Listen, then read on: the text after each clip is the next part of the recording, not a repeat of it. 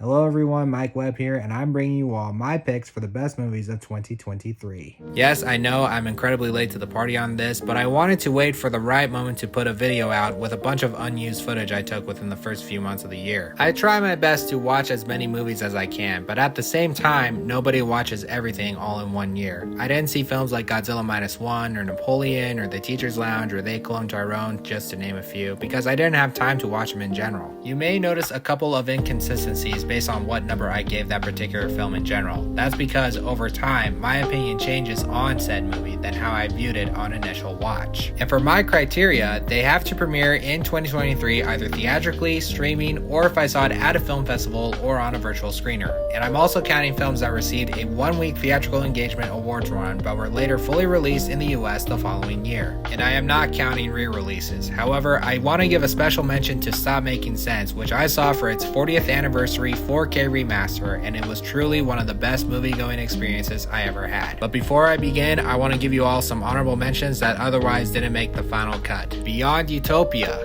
Rye Lane, Talk to Me, The Iron Claw, Mission Impossible Dead Reckoning Part 1, Monster, Still a Michael J. Fox movie, You Hurt My Feelings, All Dirt Roads Taste of Salt, Bottoms, May December, Shada, Are You There God? It's Me, Margaret, John Wick Chapter 4, Oppenheimer, Polite Society, All of Us Strangers, Robot Dreams, The Killer, Asteroid City, and the one that almost made the cut, The Taste of Things. Alright, with that down, let's get to my official top 10. This is my list, and I want to cement it in all the indexes of notable year-end lists. And if you don't agree with any of the choices I make, that's totally fine, and I don't blame you. And every single movie featured on this list, I graded it a 9 or higher, which shows that it was a remarkable year in film overall. Number 10 is How to Blow Up a Pipeline, perhaps the most underseen film on this list. Imagine a heist film, but instead of robbers, you have an underground activist movement. It is so timely and urgent, even if you disagree with its message. It is a grounded, exhilarating, white-knuckle thriller in a non-linear fashion with some of the best editing and a very underrated synth-heavy score that'll put you in an uneasy state in the best possible way. If Criterion ever does a physical release for this movie, I want to write the essay. I'll even do it for free. Number 9 is The Holdovers, and this is not just a cozy Christmas movie. It is a hilarious, tender-hearted, and soulful journey that director Alexander Payne creates with an excellent screenplay from David Hemmingson. The three leads from Paul Giamatti, Dave Joy Randolph, who deservedly won the Oscar, and a breakout debut from Dominic Sessa all give phenomenal performances. Sure, the characters may be empathetic, but the layers of humanity unfurl as it goes along, and you feel some sense that in another movie would feel too schmaltzy. It's also nicely filmed, and not just for its retro aesthetic, but this is an instant holiday classic that I'll probably come back to every year. Number 8 is Barbie. Even in the vastly IP-driven world of the studio system in Hollywood, there hasn't been a greater outlier nowadays than Greta Gerwig's adaptation of the beloved Mattel doll. And yes, it has its detractors, and not just the ones who call it pro-feminine or a glorified product placement. I would simply put it as a fantasy screwball comedy satirizing the highs and lows of gender norms. It is ecstatically hilarious and deeply thought-provoking, masterfully directed by Gerwig. Margot Robbie and Ryan Gosling both steal the show. The production design, costumes, makeup, and of course the music. I'm Just Ken for life.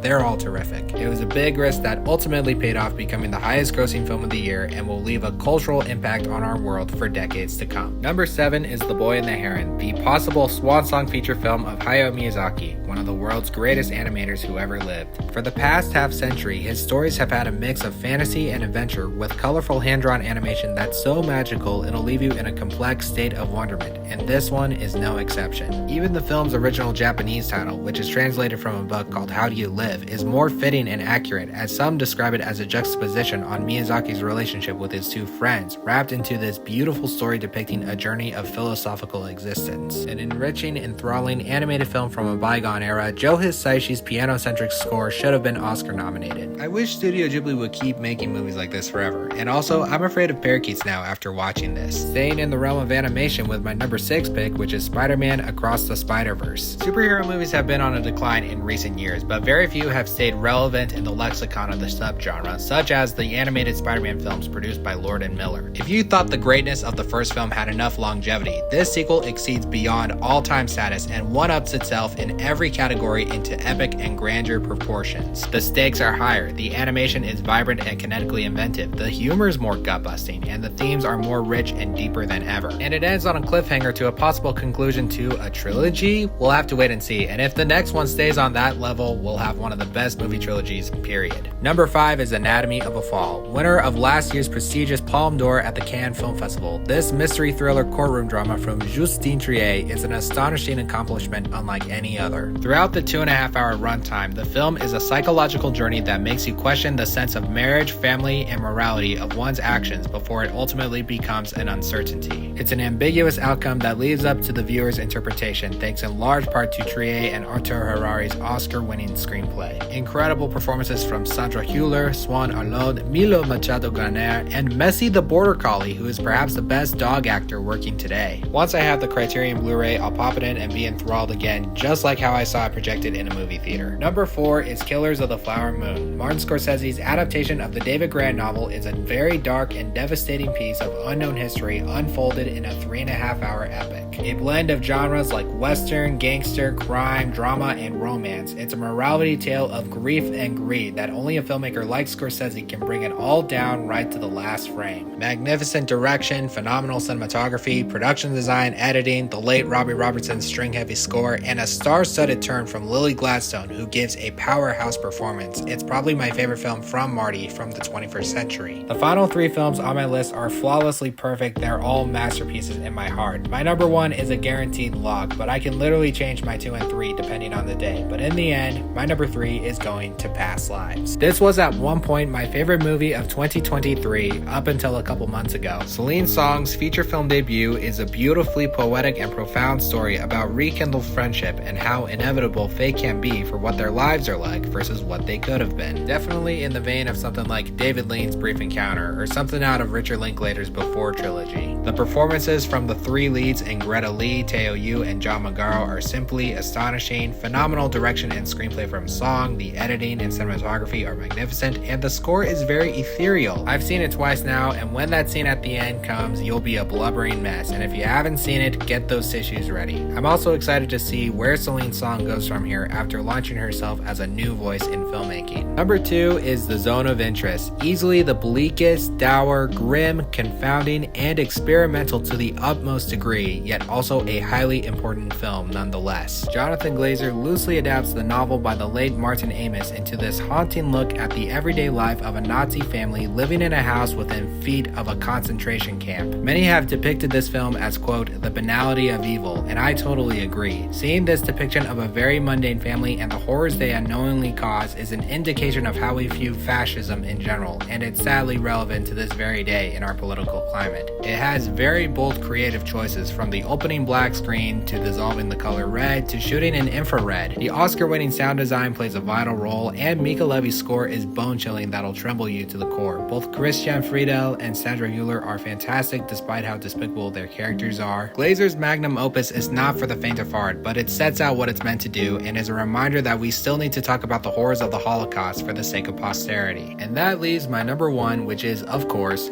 Perfect Days. Yes, I gave The Zone of Interest a 10 out of 10, but is it one that I would go back to and revisit? Probably not. There are movies that I judge based on merit, entertainment value, originality, story, filmmaking, themes, and or even its message. And then there are movies that speak to you personally, and I relate to this movie so much that I even bought a poster for it. Longtime legendary German filmmaker Wim Wenders has crafted a deliberately slow-burn, meditative slice-of-life drama about a mild-mannered Japanese toilet cleaner and the simple routines he does in his everyday life. It's well shot, well edited, well directed, thoughtfully written, and has a wonderful nostalgia soundtrack. The public restrooms he cleans are architecturally gorgeous, and Koji Yakusho gives an impressively subtle and nuanced performance. I'm normally a tough cookie when it comes to people who cry during the movie, but I cried 3 times, and I've seen it twice on the big screen, and I took my mother with me on second viewing, and she was speechless by the end. I can go on and on about how great it is, and for that alone is why I named Perfect Days the best movie of 2023. And I wish it got more attention during award season, cause if I were the Academy, I would nominate it in a handful of categories outside of international feature. That is my list. Sorry for the delay. Thank you all so much for watching.